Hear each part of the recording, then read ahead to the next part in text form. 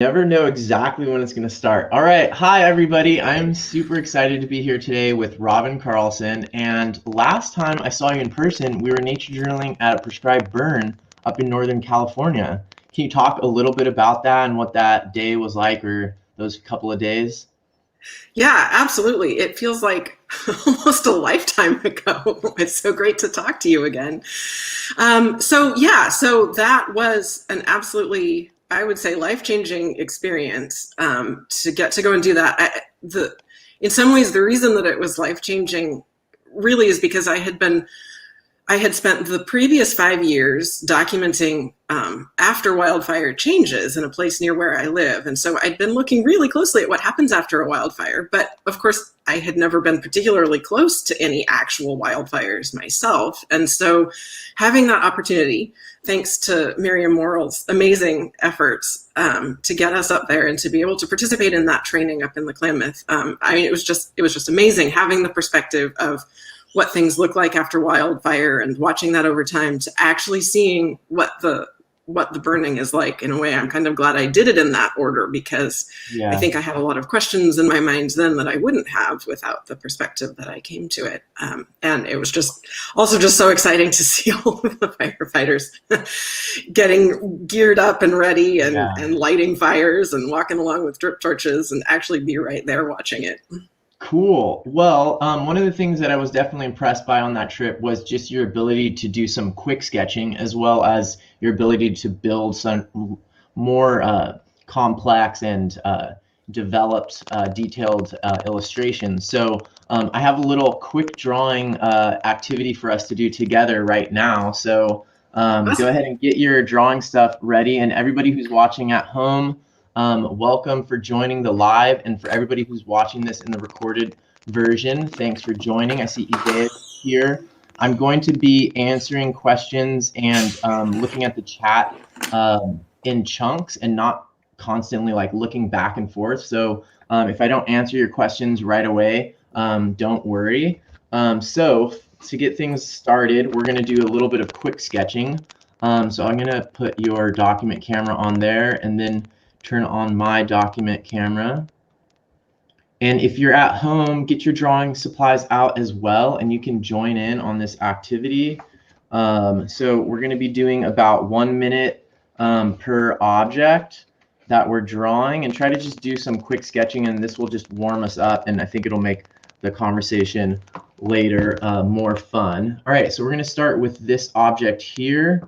Let me adjust the light a little bit there. Oh, that All looks right, good. go ahead and sketch. Starting now.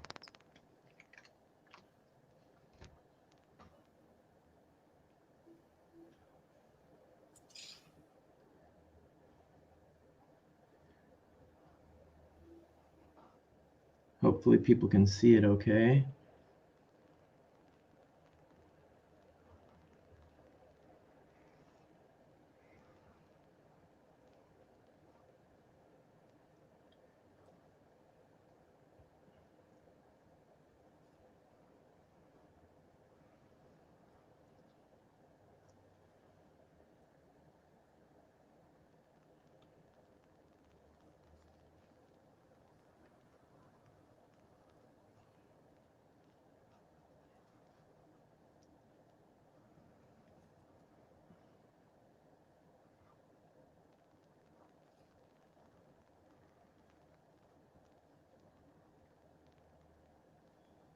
So this is a reishi mushroom that I bought at a local Chinese medicine shop, and Ganoderma lucidum. And they're I was originally going to make it for medicine, but now I've been using it for all these drawing prompts and classes and stuff, and it's really useful for that.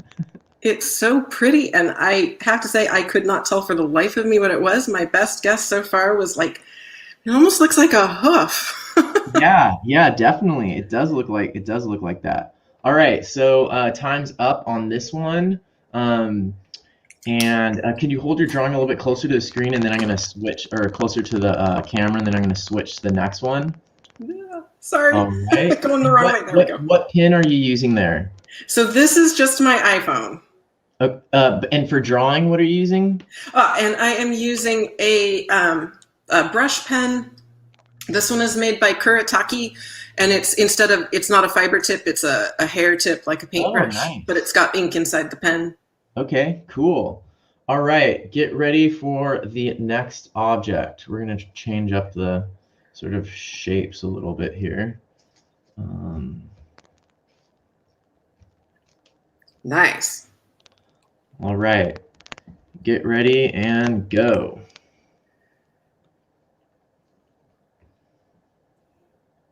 Same time, about a minute on this one.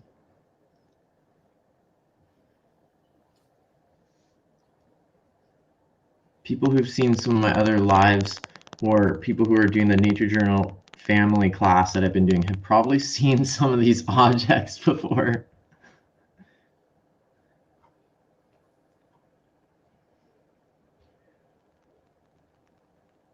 And it's fun to get to see some of my interview guests in action here. And I did this with Ivea. I know Ivea is watching this right now. And when I interviewed her, I think it was 2 weeks ago, we did this as well. And the first person that I did this live sketching with was Ray Bonto, who I interviewed about I think I interviewed him over a month ago, but the video came out a couple weeks ago. And since he's 10 years old, and I figured starting off with a bunch of questions wouldn't be the best strategy, so we did some sketching and color matching, and it was really fun. So now I want to do it with all of my interviews. If you like watching these live sketchings and these little activities, go ahead and post that in the comments or any questions that you have. All right, time is up on this one. Let's go to a couple more here. Ivea's drawn these before. All right, this is a new one, Ivea, okay? All right. Ooh. Yeah, I think I saw this on the side of the road, and I couldn't pass it by. Awesome. All right, let's go ahead and draw this one.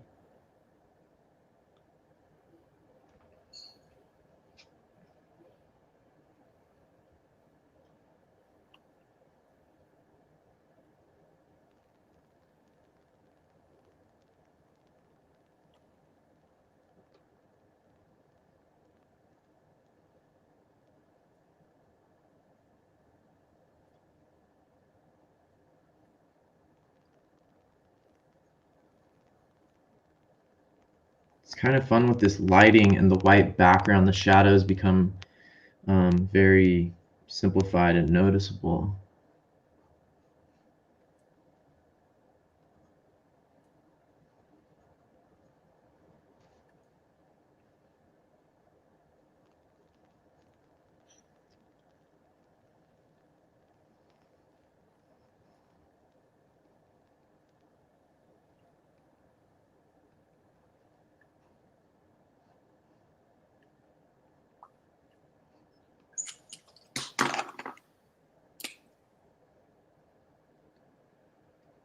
Okay, time is almost up on this one.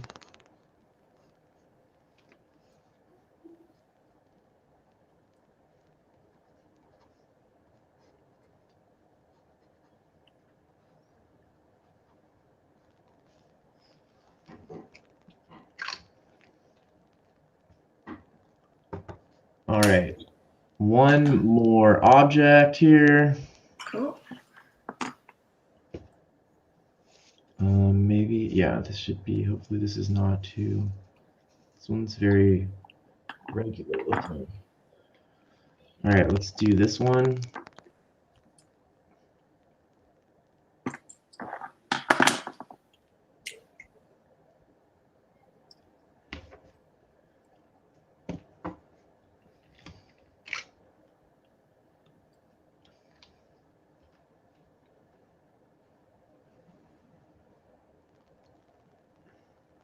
Oops.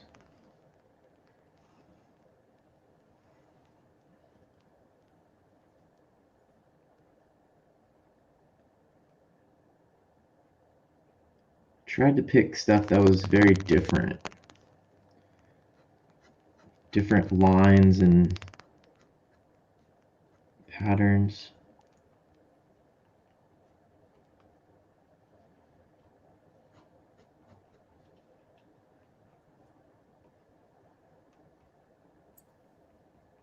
Whoops.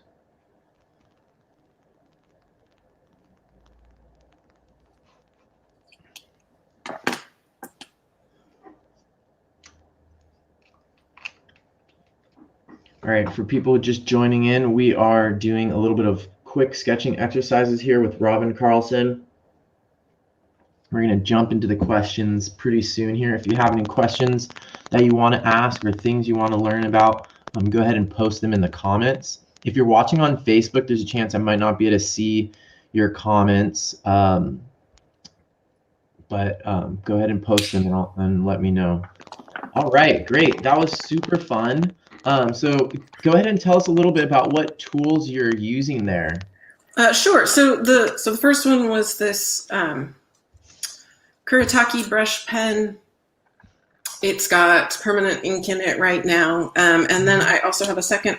This is a Pentel brush pen that has some gray ink in it, and it comes that way. It is not very refillable easily unless you really hack it, but it's nice to have that gray as well. Yeah, I think I had one of those one time. Is that the one that is it water soluble gray ink?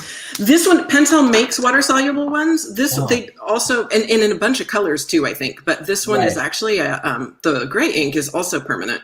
Oh my gosh, because I had one of those a long time ago with the gray ink, and I just loved it. And the way you used it for the shadows is really cool. So it's the Kuretake brush pen, and the other one is just the Pentel. Is a Pentel, Okay, awesome. I'll definitely look those up later. Okay, cool. Well, that was super fun. So let's go ahead and jump into more of the questions now. So I guess one of the first things that I wanted to ask you about is actually if you could share some of your pages. It was really cool to see your artwork in action, but do you have any like recent nature journal pages or illustrations that you could show us to give people who haven't checked out your Instagram or your website, like what your work looks like? Sure. Let me grab some recent stuff. So let's see. I'll do one recent fire-related one since we started off talking about that a little bit at first. So the spot that I've been following since it burned in 2015 burned again this last summer in 2020, not all that surprisingly. So I've been enjoying the opportunity to go back knowing so much more and really looking for signs on the landscape that I know more about thanks to what I've learned from Miriam. And so I've been going, back out to that site and still journaling the changes I see after fire number 2. Yeah, that's so cool. So there's a lot of regrowth coming from some of the woody plants, like the trees and stuff, it looks like. Yeah, so it's been fascinating. I mean, the green comes up immediately, even in even after an incredibly dry summer, and it's been an incredibly dry year, but there's still so much water that you don't really see any evidence of in that system until you see how much green is coming up. And some of that is from what's stored in the actual roots and burls of those shrubs, but they're also still sucking up water that's deep, deep down. Cool. Do you have any other pages from that area? Yeah, so here's some more. This is from, let's see, October, so 2 months about after the fire. Sorry, that lichen. I'm not used to turning this the right way. That lichen is really cool. Yeah, isn't it? It's very interesting to see. It mostly didn't burn. It just got heat killed. Yeah. And it was really interesting looking at all of those different patterns in the what happened to the leaves as they got killed by the heat and curled up towards the source of the heat. And then let's see, I think I have one. A couple more. Oh yeah, I have a few more. Oh, what's that hole? So that the hole at the top there is a spider burrow. That my guess is the spider probably survived the fire down in that burrow. The burrow looked reconstructed. There was fresh silk, but spiders generally do survive fires underground. Wow. That's amazing. It looks like the sign didn't survive. Actually, the sign did. Oh, okay. I think it fell down, but it was an Okay. interpretive sign actually that I had made for Oh, this wow. site, and didn't burn at all. They had to get it a Wow. new post, but the sign was fine. And what's also interesting, let's see, it's in here too. I think it was on the, it was on the page I showed. So there's this, a much older, donation collections, big iron donation collections box that was Yeah. painted by someone for the site. I think it's 10 or 15 years old now, and it has survived both fires. The paint Oh, is intact. wow. It still looks beautiful. That is really cool. Let's see. And then I think there's one last page here from that visit. Things like still some flowers left down in the creek bed where there was enough moisture that the fire didn't burn, and some happy hummingbirds that were glad that there were still some resources left at the end of the summer. Wow, that's really cool. So that's, you said that's 2 months. Yeah. Oops, sorry, I messed up the format. That was 2 months right after the burn. Yeah. Second burn. Okay, that is really cool. So speaking of fire and all of this, let's get into this concept of nature journaling ecosystem change, which I've seen is one of the central things that you're interested in. Could you talk a little bit about, first of all, what do you mean by ecosystem change? So what I mean by ecosystem change is actually essentially just life. I mean, everything is always changing. Even, I think it's a really important mind shift to realize that even if something looks the same to you year to year, that's an active process in the world. Things things have to work to stay the same, just like they have to work to change. And so I think so ecosystem change really just means continuing to observe what you see around you over time. And it's the time component that's important about that. Mm-hmm. Of course, in many ways, the most exciting things are ecosystems that is change that's happening rapidly. And so that was what drew me to the burn site back in 2015, because I was looking for a project to do where I could document change visually over time. And I thought, well, there's going to be some really rapid change here. So in a way that's a kind of a nice, showy, exciting way to do it. My interests have always been, I started out as a biologist. I was studying evolutionary biology and developmental biology because what I've always been interested in is change, is the time component of life. How do things change over huge spans of time like evolution? How do things change as an organism goes from a couple of cells to whatever its final shape is, and then also how does the world that is just around us every day change? Yeah, that's so cool. I was going to ask, aren't ecosystems changing all the time? But I think that you put it really really succinctly, and just that idea that things have to work to stay the same is super interesting. So what are some of the nature journaling techniques that you found that help for nature journaling ecosystem change? I'm sorry. What was the beginning of the question? What helps for journaling? What are some of the nature journaling and artistic recording techniques that you've used for recording ecosystem change?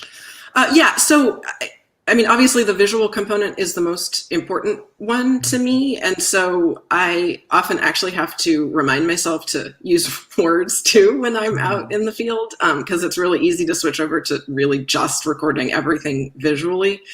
I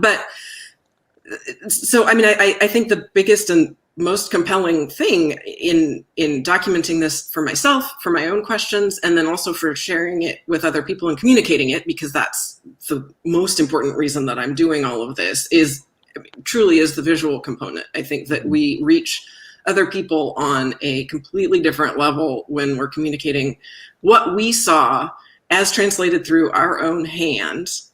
And I think that conveys something that you can't convey any other way. So I'm definitely out there for the visual component first. I absolutely do think that the word part is important too, because there are things that I'm not necessarily ever going to remember if I am only drawing them. But yeah, and then what I think also is the most important are not finished artworks. I think it's the the immediate sketches that are done in the field, or I mean, even at home, but it's still that at first initial sketch that is the most important, because I think it has the most of the artist in it, of anything else. And so I think that sketchbooks are just the best communication tool that there is. Okay, cool. So what about so it sounds like sketches in the field are the most important tool or technique that you use. What about I've seen you've used some maps, or I know some people do these fire weather wheels or things like that. Are there any other sort of when you go out, do you just sort of do a curiosity wander where you just walk around and you just kind of sketch whatever comes to mind, or you do some more of a sit spot where you always go to the same spot, or do you have certain ideas around the specific techniques that are helpful for ecosystem change? Yeah, that helps. Sorry, that is definitely more specific. So definitely, I do a lot of maps. I will show you some maps. I'll find those while I'm answering. I don't tend to do, I love diagrams. I love it when other people do diagrams. I have gotten caught up enough in the drawing things directly mostly that I have not done that much to speak of, but I certainly love the idea, and I think that is a really valuable tool for sure. Let's see. And so as far as when I go out, especially in the beginning in 2015, right after the fire, I was going out to see whatever I could see. I only had really vague questions, but the main thing was just, what does it look like? What questions does this generate? Yeah. What am I seeing? I was also using it as a way to really get to know a specific place, and to really understand the plants and the animals and the fungi and everything that grow there and what it was like. And so I was just learning huge amounts the entire time, and I didn't have an agenda. But over the years, I've definitely gone out with specific questions, so exactly what am I seeing in the oaks in the reserve? How are they regrowing? What parts of the tree are regrowing? Which ones didn't survive at all, and things like that. So I definitely have gotten more targeted sometimes, but most often I'm just going out to see what's happening at any given time. Definitely. Okay, got it. And then how about do you have a schedule, or how frequently do you go back there, or do you ever feel oh, I just actually want to start going somewhere else now? So I have been trying to go monthly. That has worked out to being more than once a month sometimes. And I lived on the East Coast for 9 months, so I wasn't there for 9 months in the middle of that time, but I'm aiming for monthly. That seems to be a good interval, that there's been a decent amount of change each time when I get there that I can see. I mean, it means I miss some things. So there's flowers that one year I will be very sad because I missed when they were blooming, but I've definitely been aiming for that. I have definitely not gotten bored or tired or wished I could go somewhere else, because it really is a new world every time I go there. And some of that is because things are changing rapidly after the fire. Although after 5 years, before it burned the second time, things had slowed down some. So it didn't necessarily feel like I was seeing really dramatic fire-related changes all the time. But once you get to know a place really well and are looking really closely, it is a different world every time you're there. Even sort of under a much more normal habitat change regime. Yeah, that's really cool. What have been some of the most surprising changes that you've noticed? That's a good question.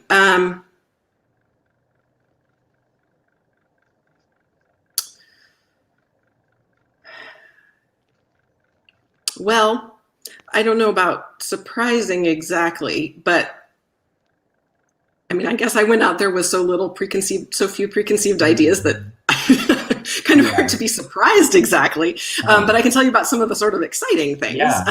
One of them is that there's a wildflower called whispering bells that in some parts of California, you can find it all the time. But in other parts, you can only find it after wildfires. And so it was super exciting that, and Stebbins Cold Canyon, which is where I've been working, is one of the places where they haven't seen it any time except after wildfires. So excuse me. So before 2015, the last time that area had burned was 30 years previous, and they saw whispering bells then, and then it disappeared, and they hadn't seen it since. So it was super exciting to see it show up again after that fire. So those flowers weren't there for a whole 30 years. Wow. For 30 years, yeah. I mean, it was less than that because they bloom for probably 3 years or so after the fire. But yeah, I mean, nearly 30 years. And I mean, that in itself is so fascinating. And then this is not something that I know from this area at all. This is from reading the scientific literature. But there are a couple of bees that, as far as people know, only pollinate that flower. Oh my God. So where are the bees when there aren't flowers? What are they doing? It's an interesting mystery that, as far as I can tell, nobody has solved. So then it was a big question. Okay, it's been only 5 years since the place burned. Are there going to be whispering bells again? Or do their seeds need some longer period of time? But I've seen them this spring. So that was exciting to find them again. Did you draw them at all? Yes, I did, but I have, let's see, what do I have? I have something that is not directly from Cold Canyon with me. Okay, yeah. But I do have a drawing of them so you can see the flowers a little bit, at least. Yeah. Let me just find it in here. They're a not enormously showy flower. They, ooh, wow, cool. They sort of droop down, and when they're dry, they rustle a bit, and so that's why they've got the name Whispering Bells. And they're a pale yellowy white flower. They've got really cool fuzzy stems and leaves. Cool. Yeah. Neat. Well, that's super exciting. One of the things that I was curious about is, you know, a lot of times people are nature journaling as sort of like a way to connect with nature and to relax, and as sort of a hobby. Do you see this nature journaling ecosystem change having other applications? So I think my own interest in doing it is very much the communication aspect. So I am absolutely doing this because I want to observe and then be able to share with other people what I'm seeing and learning and sort of the importance of what's happening with ecosystem change. But I think that there's also absolutely a really important personal component to it, that you don't have to have any desire to share this with anyone else. But I think that you yourself gain a really, really important connection to what's around you when you are not just seeing what's right there right now that you can connect with, but understanding how you fit in with what's changing around you. And especially now when we're all thinking more and more about climate change and thinking about wildfires and thinking about drought. And obviously this is all California specific worries, but whatever your worries are in your area, I think that a really important way to address what people might be worrying about, to feel more like you are able to process and understand what's changing around you. I think observing that very consciously on a day-to-day basis. And it doesn't have to be, I'm going to find another picture. It definitely does not have to be out somewhere, quote unquote, wild. Different sketchbook. I think it's equally important to do this in your own backyard and your own neighborhood. And something that I have been doing but haven't had as much time to do as I would like, for sure, is to really look at my own neighborhood, which is a suburban neighborhood on the edge of ag land, and what the relationships are between what's what this land used to be, what it is now, what it's changing to be. So I was just going to use as an example, this is just my backyard with weeds and pill bugs. And I think it's so important to not just think you need to go to wild places to look for ecosystem change, because things are changing right around you, and that's nature, and that's really important too. Cool. Awesome. That's super interesting. So, and why do you think nature journaling is a useful tool for understanding and watching ecosystem change? Like, couldn't you just like take a bunch of photos and, sort of like put them together and, or like some kind of time lapse? There's probably some high tech, imaging, technology that could be used or something. Yep. And that's great too. I haven't checked in on that for a while, but there was a great project with taking photos from the exact same vantage point on Mount Diablo after it burned. I forgot the year, longer ago than 2015. And so that's cool. But I think that the personal connection to it is the greatest when you are actively translating what you're seeing through your mind, through your hand, and onto the page. And I think that I think that for the person actually doing the nature journaling, that's a critical part of truly understanding and internalizing what you're seeing. I think also when we want to communicate what we're seeing, I think it makes a really big difference to other people that the emotional component of having been filtered through yourself and having, whatever personal components influence what your drawing looks like. I think that communicates a whole lot more to other people as well. Yeah, well, that's really cool. Obviously, that's sort of a devil's advocate question because I have all of my own reasons to think that's good for this. Well, I'm going to look at some of the comments here and just say hi to everybody. Welcome everybody from on Facebook and on YouTube. I try not to be reading and answering comments the whole time because then later on the record, it just looks like I'm not paying attention to my guest here. So I like to keep the eye contact, even though we're, through this virtual element. But if I start looking at these comments over here, so just want to say hi to Ivea and Annetta, who've been posting lots of stuff over here in the comments. Ivea is definitely interested in the bees and the whispering bells relationship. And let's see if I can get into some of the questions that she's asked here. There's quite a few questions. Oh, hi to Ella as well. I see that Ella is here. If you have any ways that you nature journal ecosystem change at home, please post them in the comments.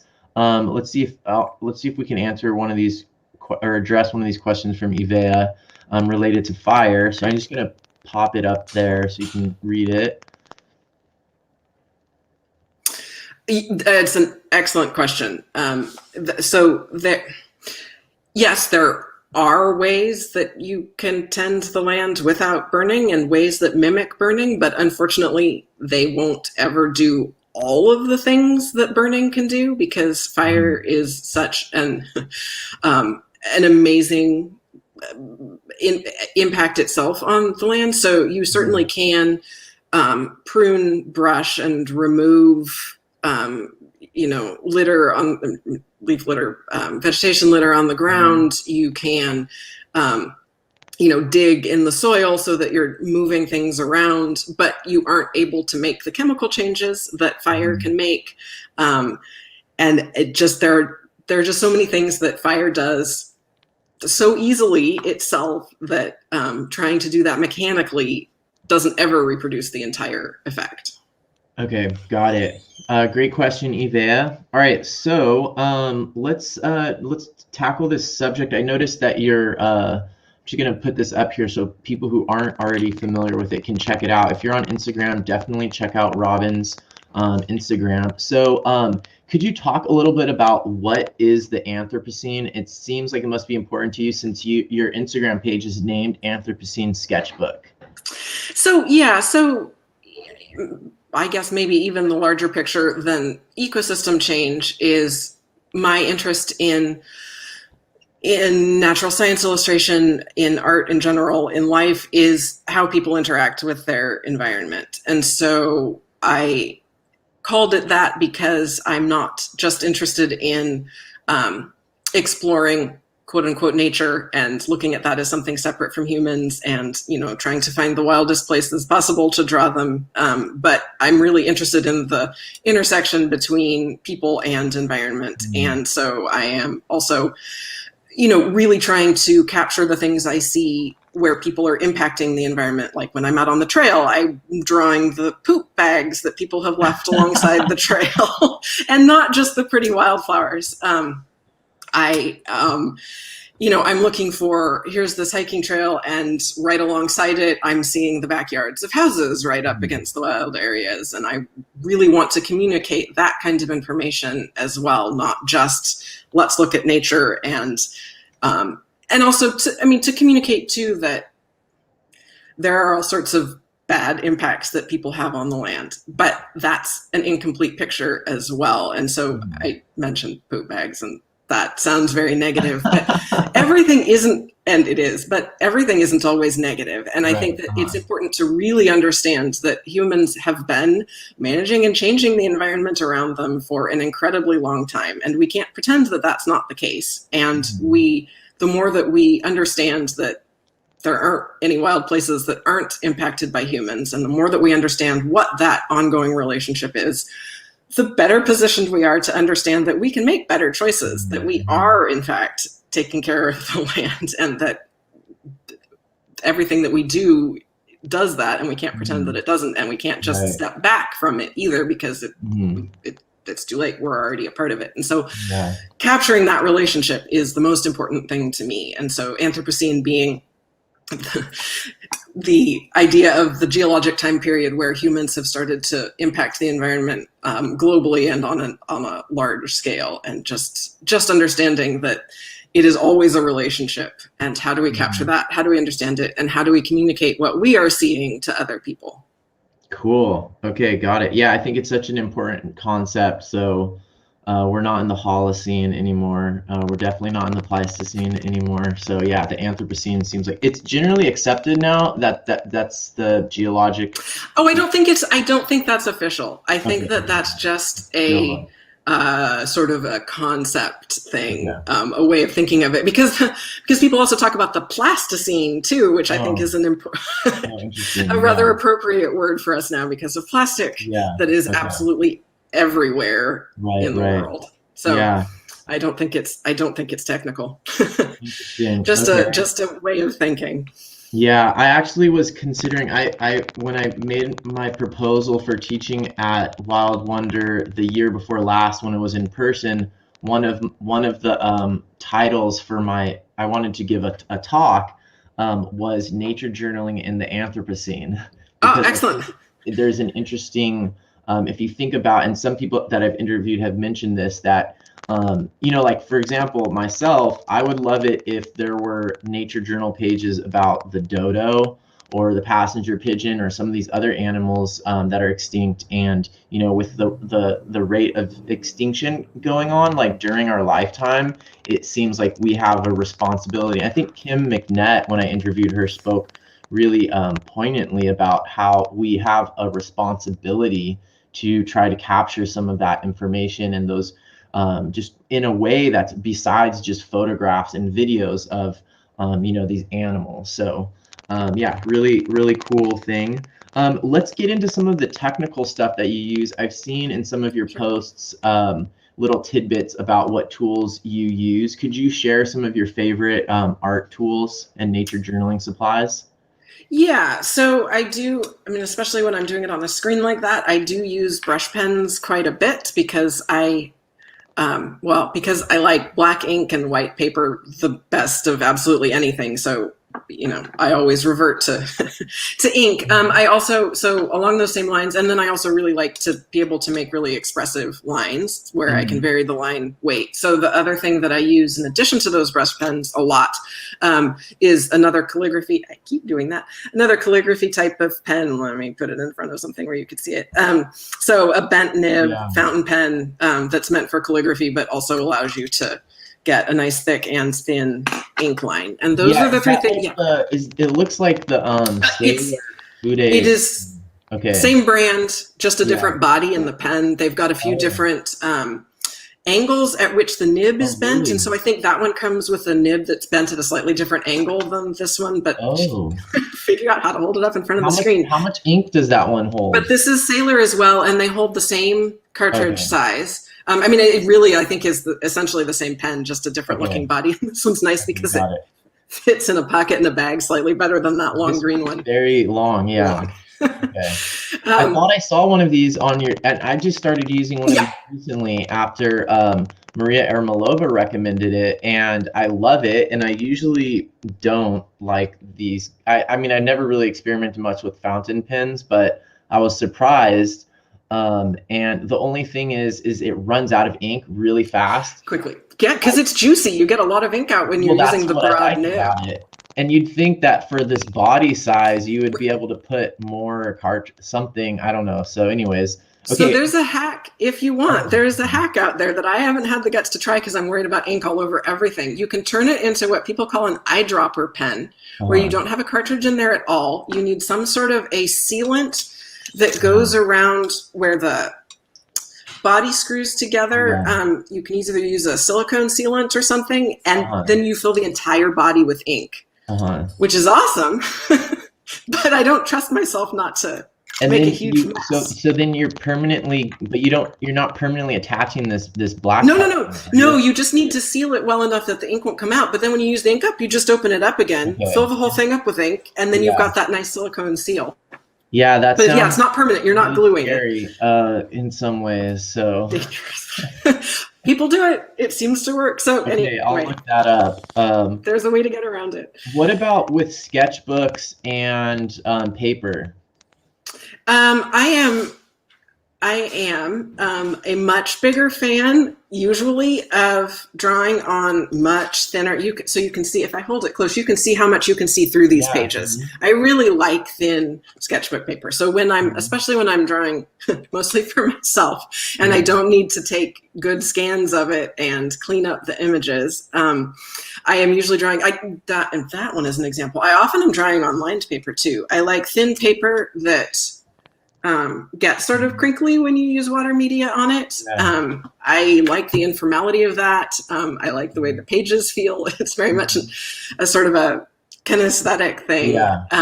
And so I am often not using nice watercolor paper at all. I do use nicer paper in my like my Cold Canyon sketchbooks because I am intending to use these for things where I'm going to need to clean them up. And so these, I've used a lot of the cans, and it's not fancy watercolor paper by any stretch, but it's thicker, takes watercolor better. And that's, that's mostly what I use. Are they like moleskins, or what is this? One's a moleskin. That lined one is a moleskin, and I've also used Leuchtturm, but not drawing papers. I'm usually using writing papers. Okay. Because I just like the way they behave better. That's what I use for my bullet journal and like the notes that I'm doing right now, and I like it. And the papers, I've done a little bit of drawing on it with ink, and it does actually feel it's fun to draw on with the fountain pen especially. And it's fun to paint on too. You have to, really? You can't use as much water. You have to get used to how you paint on it, but I find it really satisfying because I like the watercolor as well. I'm not looking for perfect blending. I want the watercolor to sort of be lively, and what I put down first is what I get because I like that really immediate, quick impression. Cool. I'm noticing a useful hint here in the comments, and Annetta from Nature Sketches is saying that and I think I didn't realize that at first when I ran out of the first cartridge that there was another one hiding in there, and I think the issue might be that the annoying thing is that ink that comes in the cartridges is water soluble. And I have heard that you can refill those cartridges with a syringe, but I don't know if you could put two of them, like an extra one in here without. Once it's poked open, you definitely can't carry it around anymore. You can refill it, but you can't carry. So you need, and if you're using a converter where you can draw up any ink you want into the cartridge, of course, only one fits at that point. But I do, just in case anyone is curious, the Kuretake brush pen comes with cartridges that are water soluble, but it takes platinum carbon ink cartridges, which are waterproof. And so it's nice to know that brand takes the other cartridges and you can put waterproof cartridges in them without needing to use a converter, which is really nice. Is there a more specific name for that Kuretake brush pen? Because I feel like I have like they've got millions of them. Yeah, I have like this pigment one, the really big gray one, but I don't know which one. I can't tell which one that is. And it has a number. I will find you the number. We can keep talking, but I'll tell you the number because that's the best way to find it, because the labeling is all in Japanese. So it helps to have the number, and I will find that for you right now. But we can talk about something else while I'm doing it. All right, or I can just eat a little bit of my chocolate that I have here. Good call. If you're watching, welcome and thanks for joining in. And if you're watching this in the recorded version, hi. If you're here live, go ahead and post any comments or questions that you have. Let us know what nature journaling tools you like to use best. Okay, I have the answer. It's the Kuretake, and they, I think, usually call it the Fude brush pen number 8. Okay, and there's another one that's just as good. It has a shorter, shiny red body that's, I think, number 15, but I can't swear. But this one is number 8. So those are the ones that have the hair tips instead of a nylon fiber tip. But they're not. But excuse me. They have so many different ones. These are the synthetic. They're actual hairs, but they're synthetic. Kuretake also sells natural hair brushes too, if you are looking for natural hair. There are many, many different options. Okay, great. So one other question I had is, you have a science background, so it's always interesting to talk to people who come into nature journaling from either more of a science background or a natural history background, or from more of an art background. So what is one thing that you would give people who nature journal but don't have a science background? Like, what is one thing that you would bestow upon them, if you could just give them like one idea or concept or whatever? Ooh. Or suggestion? That's a good question. Well, I mean, the first thing that came back into my mind is that understanding that everything around you is changing all the time. And even if it doesn't look like it's changing, that still works. It was sort of the thing that struck me as the most important concept when I was studying evolutionary biology, is that even an organism that doesn't look like it's changing over vast sweeps of time, that's evolution. There's active work happening to keep that the same. So you can see up above me, there's a coelacanth print, because I think that's just an excellent reminder that evolution is happening, even in something that people are going to call a living fossil, because it hasn't changed. It is actively staying that way, and there's a reason for that. And so things that aren't changing are also actually changing too. So things are always changing. So basically, for people who haven't gotten a master's degree in science or something like that, they could just hear that, and that's sort of like the synthesis of all of that study, maybe. Maybe, I don't know. That definitely has always struck me as an important an important concept. Yeah, and maybe the other thing is just sort of hard to see that it's counterintuitive, or sort of hard for us to, a lot of times we don't realize that, or like just this whole idea that like an ecosystem that has burned and is now recovering from a burn is changing. But like if I go out here and there's like a Doug fir forest that is just like a solid Doug fir forest that has been that way for a long time, that I assume it's not changing. Right. And it is. Yeah. And that's a really important thing. And thinking that, you know, the wild areas that we love have always looked like they do. I mean, I think bringing up forests is a really important concept. And I mean, thinking about the oak woodlands in California, it looks like those have always been that way, but you know, people having realized over the last few decades, you know, realized that was the result of active tending by Native Americans over a very long time, that you know, that these ecosystems are always changing, and they don't necessarily look that way because that's some ideal way that they're supposed to be. Right. And I mean, and the other thing is, we tend to think that what people call the ecological climax, the mature community with the tall trees or the shrubs that have really filled in, that's the final goal. It's not necessarily a final goal. That's just one step. And if you think of fire as a natural process, the recently burned landscape, that could be the final goal. I mean, not that there is any final goal, but that's an amazing opportunity for all sorts of organisms. And there's no reason that that's any less of an important stage than that mature forest. Yeah, that's such an important concept. I'm really glad that you brought that up. All right, are you ready for the lightning round? Sure. Okay, great. I'm ready. All right, make your best lightning sound.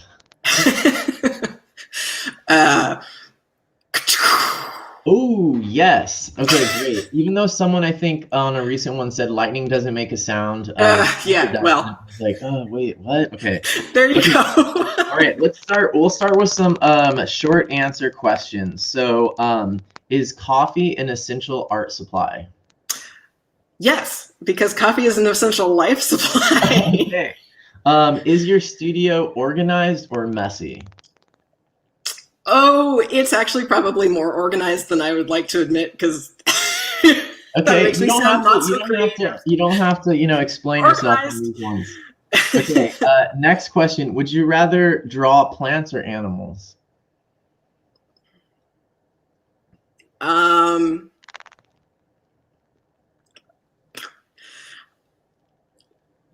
arthropods. I'm going to say arthropods and be more specific if I can only draw one thing. Okay. All right. Which is harder to draw, fire or water? Ooh, I would say water. Okay. Good question. Does your family understand your art? Yes, Oh, definitely. They are always giving me suggestions for things nice. and projects to do. Cool. Yes. Do you prefer to nature journal alone or in a group? Both. I think it's good Okay. to have both. Okay. Do you eat snacks when you're making art? Um, I'm definitely always drinking coffee. Okay. Not so much snacks, no. Okay. Do you compare yourself on social media? Um, that's a good question. Not in any upsetting sort of way. Let's put it that Mhm. way. I don't have any problem with feeling one way or the other about the quality of my art on social media. I Okay. view social media as a really, really good source of inspiration, and then just also ideas for techniques and tools and different ways of doing things. Okay. Great answer. If you could nature journal anywhere on the planet, where would you go? Ooh, man.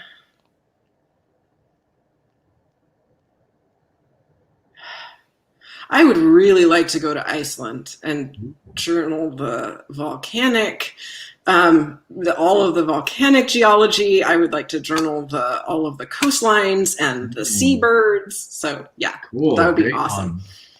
Speaking of islands, if you were stuck on a desert island, and you didn't need to bring along all your survival needs were taken care of, what 5 art supplies would you bring with you?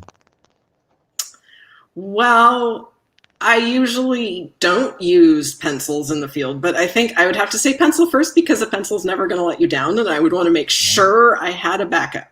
And then I would bring a brush and a bottle of ink because that sounds like it would last the longest. Okay, so I guess that we'll consider that. That can be two. Yep. That's Yeah. two. Paper. I'm not picky about paper. Any paper is good. Ooh, and I still have one more. Well, to go with that bottle of ink, then I would also like a dip pen too, so I can do Ooh. finer lines. Okay. Yeah, Nice. and color I can live without if I need to. That is not as important to me as the Okay. ink. All right. Nice job on that one. If you could nature journal with anyone in history, who would you want to go nature journaling with? Oh, I know the answer to that one immediately. Um, I, I would love to have gotten to go along with Chiura Obata on his High Sierras field sketching, nature journaling, Ooh. watercolor painting trips. Ooh. His field sketching work is just absolutely my biggest inspiration. Ooh, I don't even know about him. I'll have to get the. How do you spell that? Yeah, his last name is Obata. Mm-hmm. First name Chiura. Japanese Chiur. American. Okay. He was interned, so he did a lot of drawing and art instruction in an internment camp. Wow. Then he taught I think at Berkeley, art instruction. But then he did these amazing long trips into the Sierra to do field painting. He did amazing watercolors, and then he went back to Japan and turned them into woodblock prints that are also Wow. absolutely amazing. I love them too, but it's the field paintings that are that are my biggest inspiration. Wow, very cool. I'll definitely look him up. Yes. If you could have a nature journaling superpower, what would it be? Ooh.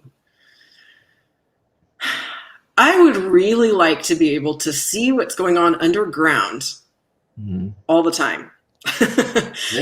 Down in the roots, see the mycelia, see all of the insects that are underground, see whatever else is hiding out down there, be able to follow where the water is underground. Man, now I'm really going to be just thinking about that and wishing for that. That would be awesome. That's a really good one. It's slightly similar to Ray Bonto. Ray Bonto wanted to shrink down really small. Oh. And then he could go into holes and stuff like that. That would be a good way of accomplishing it. He's on top of like how you get there. He has a mechanism. It would be cool though if you could just see it without. I mean, it would be kind of scary to be that size. That's true. You might be in danger. That spider hole drawing. Yes. And the last question for the lightning round is: if you could only draw one plant family for 2021, what plant family would you focus on? Ooh. Oh man. That's hard. I think I'm going to say that this is a hard one, and I'll probably regret it later because I'll think of something I want to do more. But I would probably say Orobanchaceae, the paintbrushes and warrior's plume, and the partially parasitic ones. That would be awesome. It'd be nice to focus on them. Wow, that's really cool. And that question was made up by Ivea. So for anyone watching, if you ever have any good ideas for questions for the lightning round, just send them to me or post them in the comments. All right, great job in the lightning round, Robin. That was really fun. That was fun. The last couple of things that I wanted to ask you was, first of all, is there anything that I didn't ask that is really important that you would want to that we should talk about? Ooh.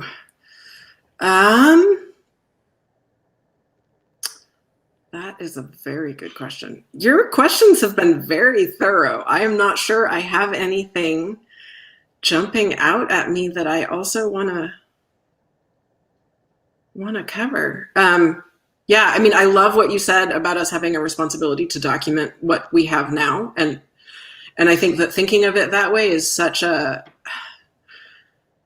important way to remember to treasure everything that we have now. I mean, even the things that seem really commonplace and boring, those are treasures too. And some of them we can probably count on being around for a good long time, but not necessarily. And also just to appreciate everything that's around us, the things that we feel like we see all the time, and that they maybe aren't that exciting. They're so incredibly important and interesting. And I think of like the weeds that are on the sidewalk in front of my house, the birds that are maybe kind of boring because I see them all the time. I sort of think of those as my constant companions, and that I want to find out what they're doing all the time, as well as the more exotic stuff that I can only see when I go out to Stebbins Cold Canyon, for example. And just remembering to treasure those constant companions too. Cool. Great. Well, that sort of transitions perhaps into my last question for today is, what do you think the future, or where do you think nature journaling is going in the future?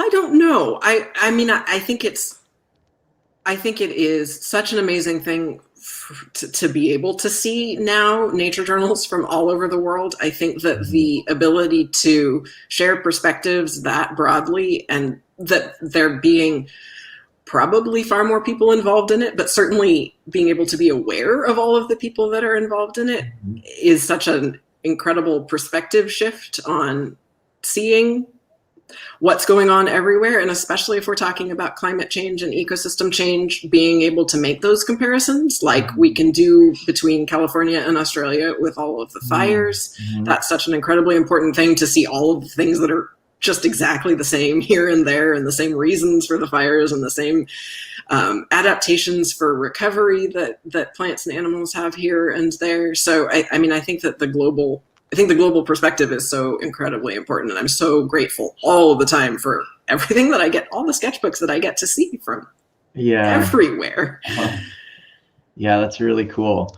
Awesome. Well, thank you so much for your time today. And just to say hi to the people who are watching live right now, thanks for joining in, and to Ivea and Annetta especially for posting so much in the chat. It's been really fun. And for everybody else who's watching this as a recorded version, I hope you enjoyed it. And definitely check out, Robin has an amazing Instagram that I put up earlier, at Anthropocene Sketchbook, so you can find her on there. Definitely worth a follow. And Robin also has a website, and that's where you can see a lot of the Stebbins Cold Canyon. It's quite a mouthful. The Stebbins Cold Canyon Reserve pages on there. So thanks again for your time. That was super fun. All right, bye everybody. Thank you so much. This was so much fun.